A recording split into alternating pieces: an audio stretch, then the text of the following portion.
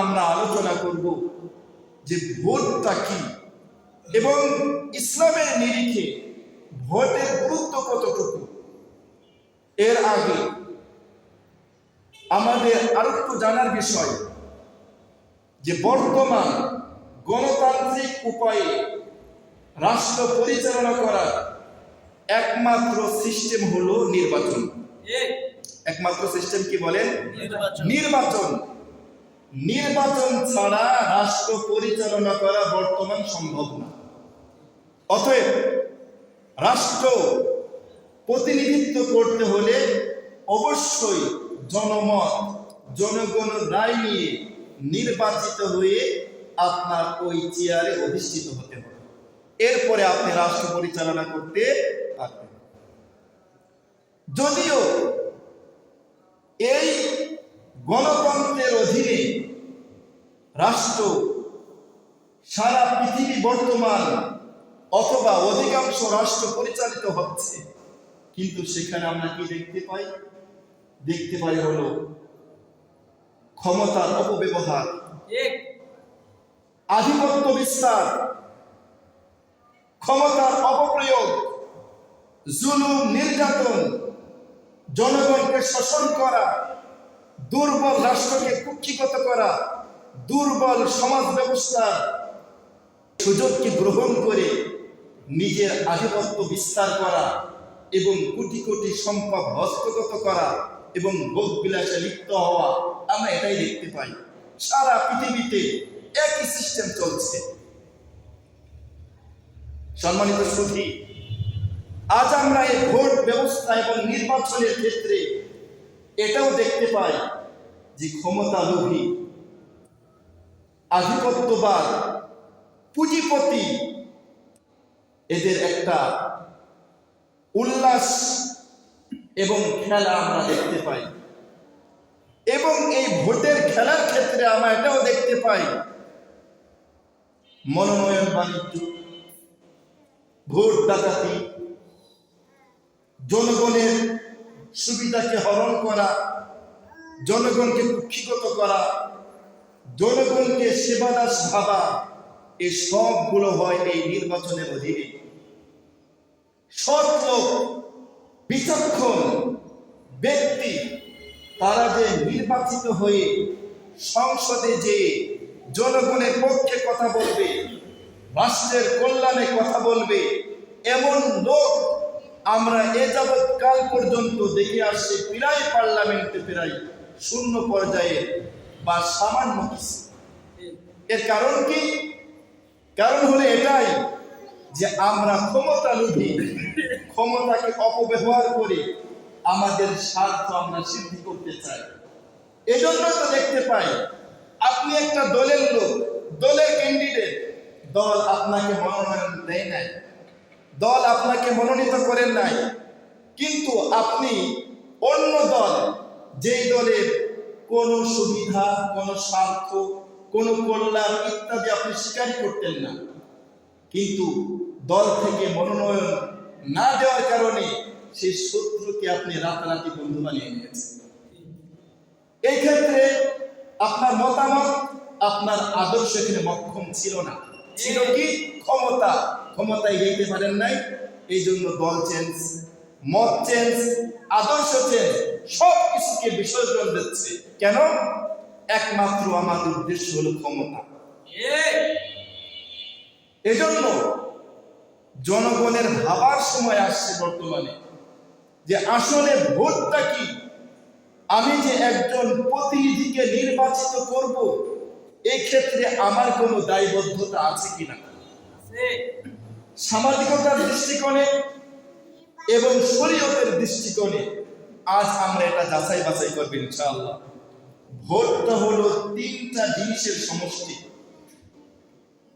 এক নম্বর, সাক্ষ্য প্রদান করা, সাক্ষ্য দেওয়া যে আপনি যে ব্যক্তিকে নির্বাচিত করতে চাচ্ছেন, ভোট দিতে চাচ্ছেন, ওই ব্যক্তির পক্ষে আপনি সাক্ষ্য প্রদান করছেন যে আমি আল্লাহ তাআলাকে সাক্ষ্য রেখে এই কথা বলছি, এই ব্যক্তি সৎ, এই ব্যক্তি যোগ্য, এই ব্যক্তি আমানতদার, এই ব্যক্তির মাধ্যমে রাষ্ট্রের কল্যাণ সাধিত হবে।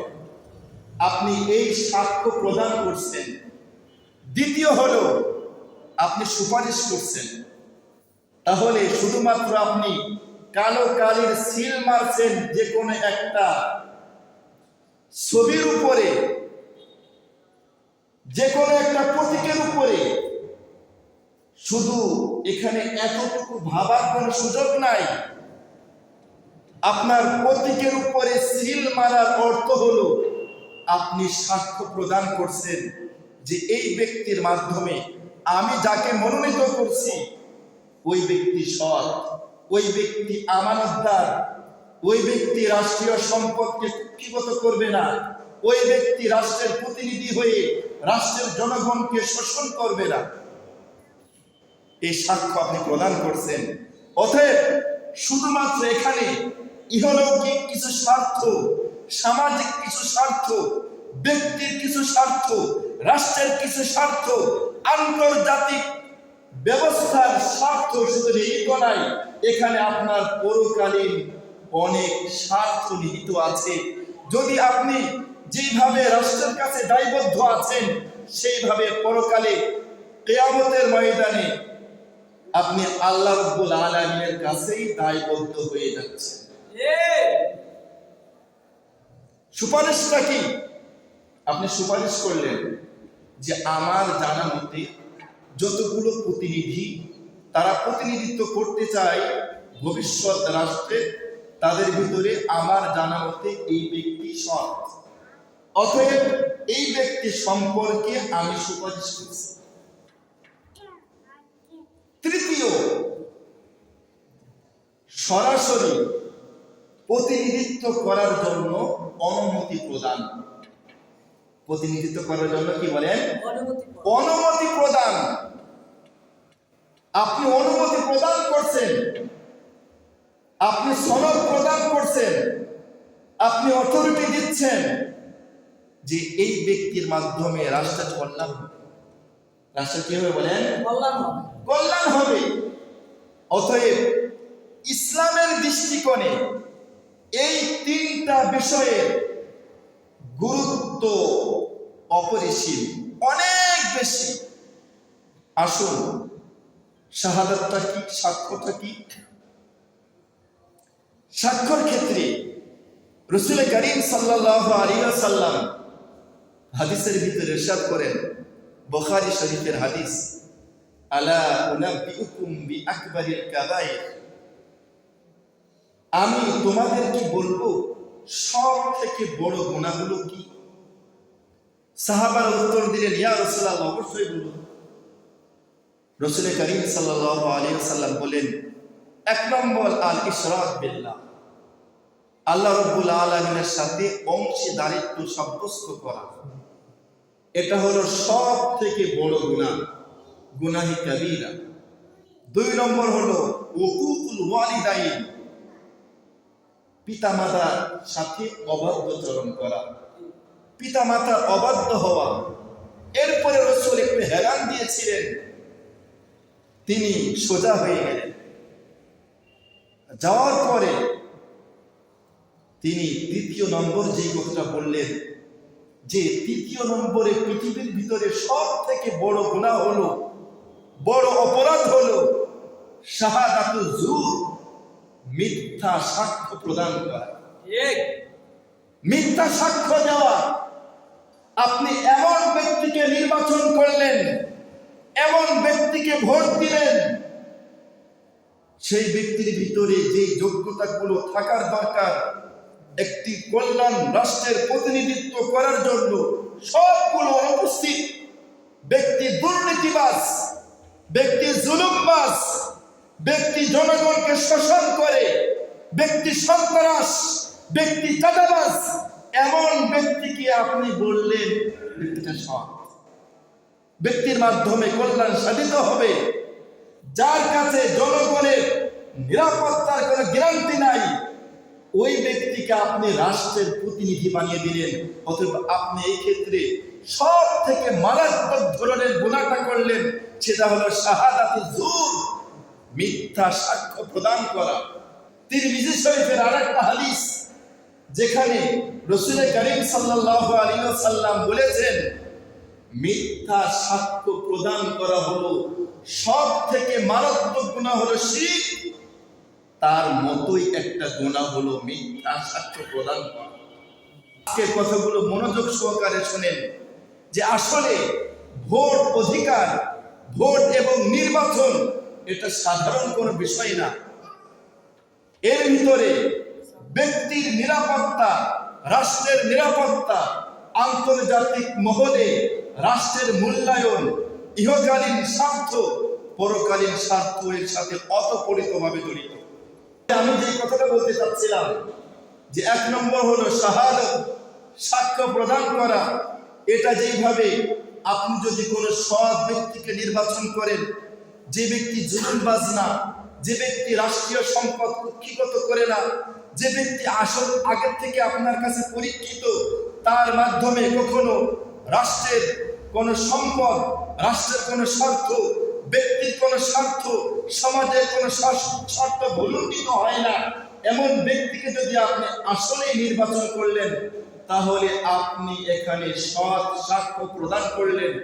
অবশ্যই এর মাধ্যমে আপনি প্রতিদান পাবেন, সওয়াব পাবেন।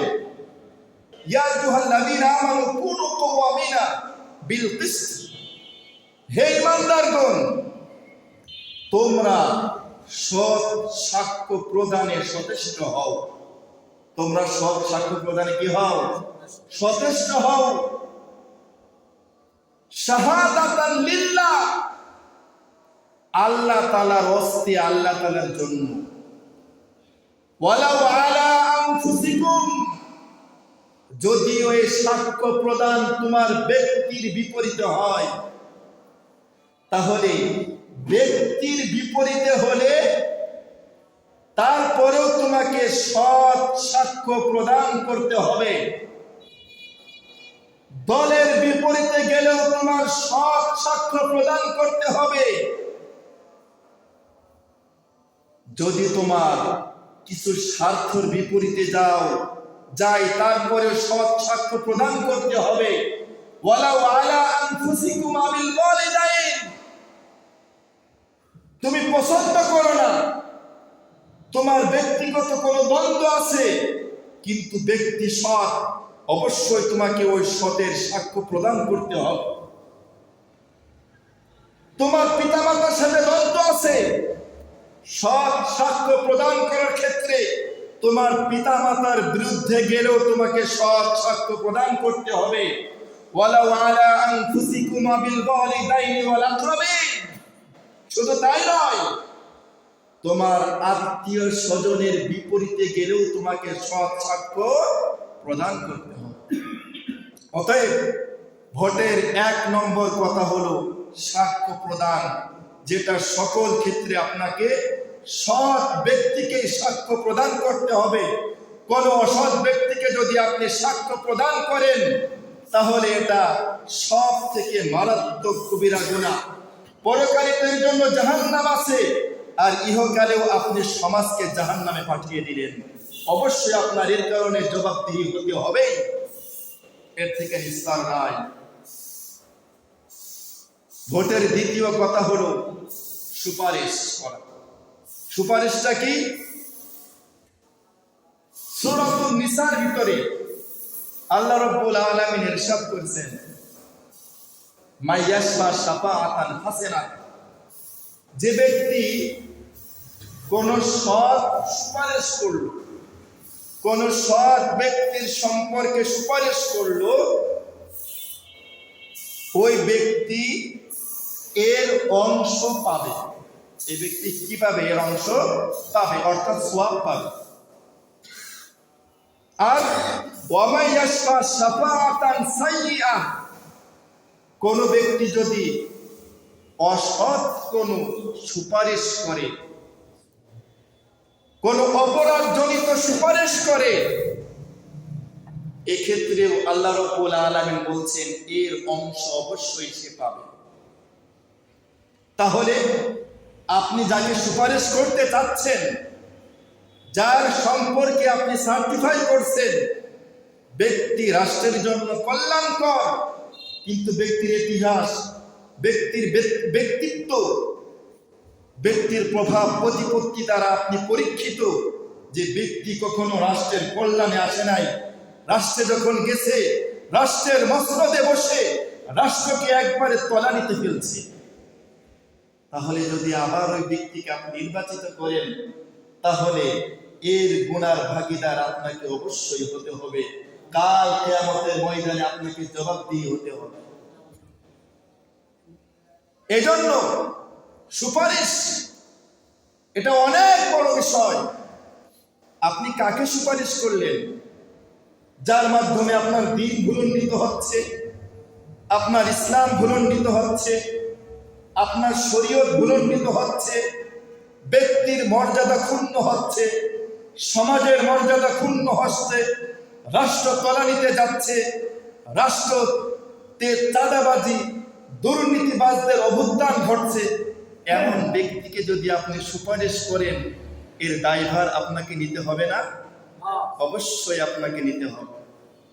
তাহলে বোঝা গেল যে শুধুমাত্র দুনিয়াবি স্বার্থের সাথে আমার ভোটটা সংশ্লিষ্ট না, বরং কাল কিয়ামতের ময়দানে পরকালের সাথেও এটা ওতপ্রোতভাবে জড়িত। আপনার দল পছন্দ, কিন্তু ব্যক্তি দাগিবাজ, চাঁদাবাজ, সন্ত্রাস, দুর্নীতিবাজ, ওই ব্যক্তিকে আপনি ভোট দেওয়ার কোনো অধিকার আপনার না। কেন?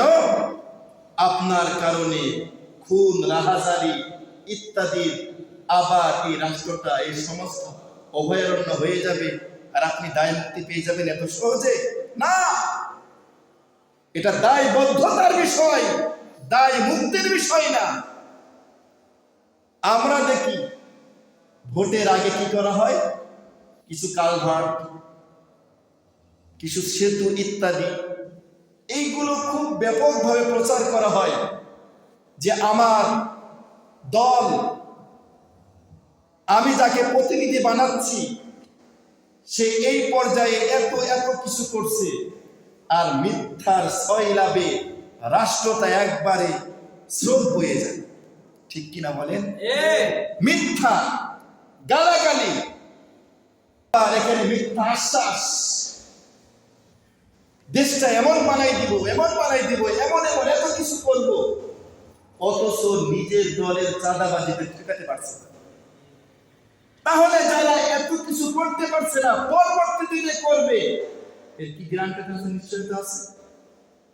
অতএব এইটা এখন হিসাব করার সময় এসেছে, বিবেচনা করার সময় এসেছে যে অবশ্যই একটা কল্যাণময় রাষ্ট্র প্রতিষ্ঠার জন্য আপনার ভোটের গুরুত্ব অপরিসীম। আপনি যাকে প্রতিনিধি বানালেন, প্রতিনিধি বানানোর জন্য সার্টিফাই দিলেন, সার্টিফিকেট দিলেন, অথরিটি প্রদান করলেন, সনদ প্রদান করলেন, সে পার্লামেন্টে যাওয়ার পরে সমাজের বিরুদ্ধে যেই আইনগুলো যায়, সেই আইনগুলো প্রণয়ন করল, হচ্ছে কিনা? করের বোঝা চাপাই দিল। কেন? তারা নিজেদের স্বার্থ আগে ঠিক রাখার পরেই তারপরে জনগণের স্বার্থ দেখবে না, হলে না, আগে নিজেদের স্বার্থ দেখবে। এই জন্য দেখেন, বাংলাদেশে আপনি একটা ভাতের দানা খাচ্ছেন, সেখানে আপনার ট্যাক্স প্রদান করতে হচ্ছে।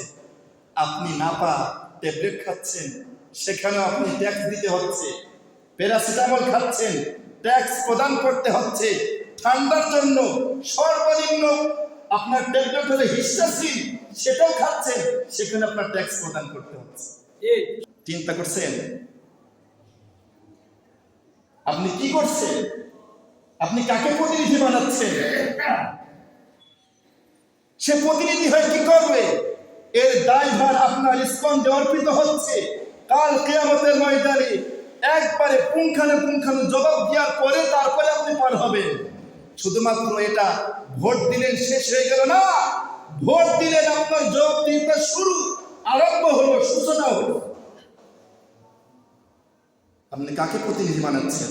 অতএব ভোট হলো সাক্ষী প্রদান করা, ভোট হলো সুপারিশ করা, ভোট হলো প্রতিনিধিত্বের অথরিটি প্রদান করা। এই তিনটা জিনিসের সমন্বয়।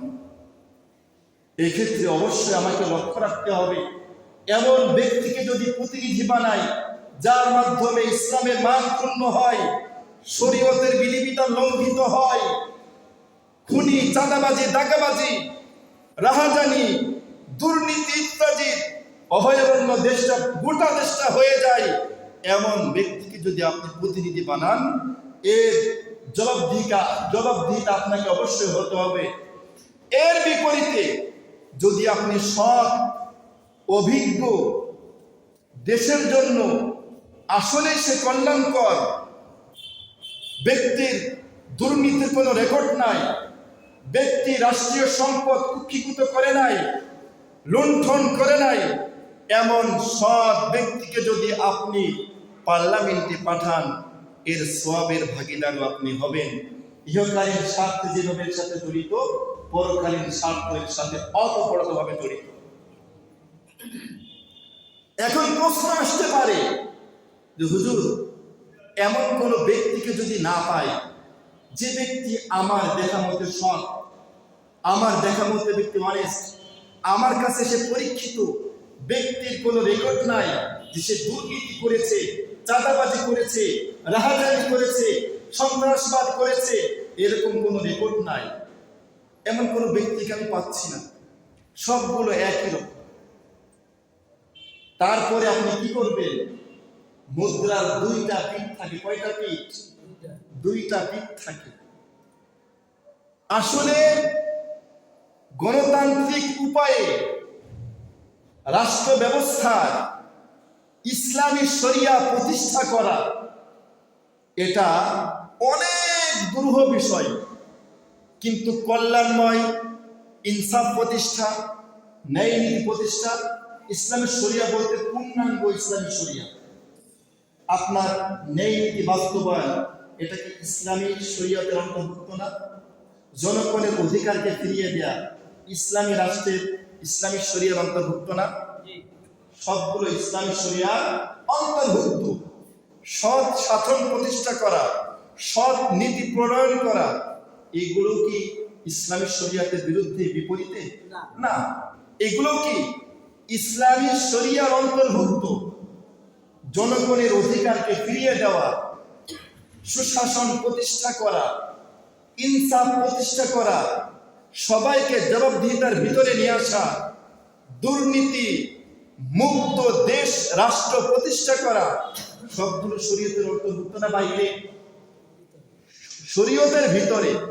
তবে কমপ্লিট ইসলামিক শরিয়া বাস্তবায়ন গণতন্ত্রের মাধ্যমে একটা দুরূহ বিষয়।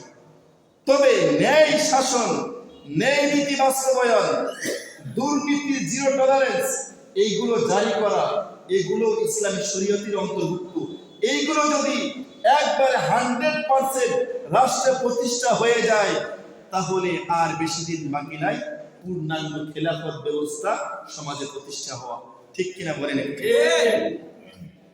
এজন্য সর্বপ্রথম কাজ হলো দুর্নীতিকে ছাঁটাই করা, বিদায় করা, আইনের শাসন বাস্তবায়ন করা, জবাবদিহিতার ভিতরে একবারে সাধারণ একজন মেম্বার থেকে নিয়ে এসে সর্বোচ্চ পর্যায়ে প্রাইম মিনিস্টার পর্যন্ত, রাষ্ট্রপতি পর্যন্ত সবাইকে জবাবদিহিতার ভিতরে নিয়ে আসা। এটা হলো ইসলামী রাষ্ট্রের সূচনা। এটা কি বলেন? ইসলামিক রাষ্ট্রের সূচনা। ইসলামিক রাষ্ট্রের সূচনা। এইগুলো যদি 100% বাস্তবায়িত হয়ে যায়, বাস্তবায়ন করা সম্ভব হয়, তাহলে আর দূরে নয় যে ইসলামের পতাকা অচিরেই বাংলাদেশের পার্লামেন্টে পথ পথ করে উঠতে থাকবে ইনশাআল্লাহ। এই জন্য প্রথম কাজ হলো ন্যায় নীতির বাস্তবায়ন, দুর্নীতিকে বিদায় জানানো, দুর্নীতিগ্রস্তকে তাকে এখন আপনার ছাঁটাই করা, তাকে ঝাড়ু দিয়ে বিদায় করা। এটা জনগণের প্রথম কাজ। এটা যদি জনগণ করতে পারে, ইনশাআল্লাহ অচিরেই ইসলামী রাষ্ট্র ব্যবস্থা প্রতিষ্ঠা হয়ে যাবে। এটা শুধু ইসলামিক দলের মাধ্যমে হবে, এটাও কিনা সকল ক্ষেত্রে জরুরি না। ইসলামী নাম দিল, ইসলামী সমাজ ব্যবস্থা বাস্তবায়ন করলে না, হতে পারে না? হতে পারে। তবে ইসলামে যারা ভালোবাসে, মহাব্বত করে, কোরআন সুন্নাহ বাস্তবায়ন যারা চায়, তাদের মাধ্যমে বাস্তবায়নটা সহজ অন্যদের তুলনায়। কথা বলেন ঠিক কিনা? এই জন্য আমাদের এখন সময় এসেছে, এখন থেকে আপনার নির্বাচনের ক্যাম্পেইন শুরু হয়ে গেছে। গতকাল থেকে নির্বাচনের আগদিন পর্যন্ত এটা চলবে। এই জন্য আমি আলোচনাটা করছি এবং রেকর্ডভুক্ত করছি এই কারণে যে আমরা জানি না, যে আমরা মনে করি যে ভোট একটা সাধারণ বিষয়, কিন্তু না না না, ভোট একটা সাধারণ বিষয় না, এটা জবাবদিহিতার শুরু। যদি প্রত্যেকটা ব্যক্তি সঠিকভাবে তার ভোটাধিকার সেরকম ভাবে প্রয়োগ করতে পারে, তাহলে অবশ্যই সৎ লোকের শাসন প্রতিষ্ঠা হওয়া এটা সম্ভব না। কিন্তু এমন একটা সময় বর্তমানে এসেছে, আমরা যদি চেষ্টা করি, আগে দিনের ভোট রাতে হয়ে গেছে, আগে সরকার নির্বাচিত হয়ে গেছে, এখন আর এমন নয়। এখন জনগণের ক্ষমতা, জনগণের বল, জনগণের সৎ সাহস, এটা পরীক্ষা করার সময় এসেছে।